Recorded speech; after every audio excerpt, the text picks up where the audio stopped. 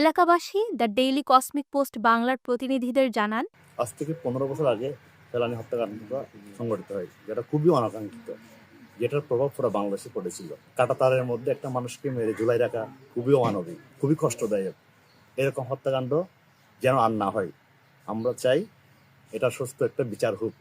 15 বছর থেকে বিচার উদ্ঘাটন চলতেছে, কিন্তু বিচারটা এখন পর্যন্ত শেষ হয় নাই। আর আমরা খুবই আতঙ্কিত থাকি, আমার মা বোনেরা আতঙ্কিত থাকে। ফেলানির মতো আর কোনো মা যেন না মারা যায়।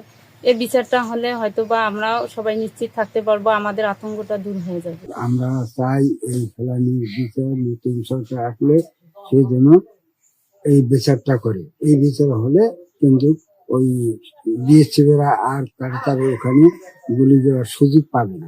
এই যে নতুন সরকার যে আসবে তার কাছে আমার আবেদন, এই ফেলানি হত্যার বিচার চাই। আমাদের প্রতিনিধি ফেলানির মামলার ব্যাপারে কুড়িগ্রাম আইনজীবী সমিতির সভাপতি অ্যাডভোকেট ফখরুল ইসলামের কাছে জানতে চাইলে তিনি জানান, ভারতের সুপ্রিম কোর্টে রিট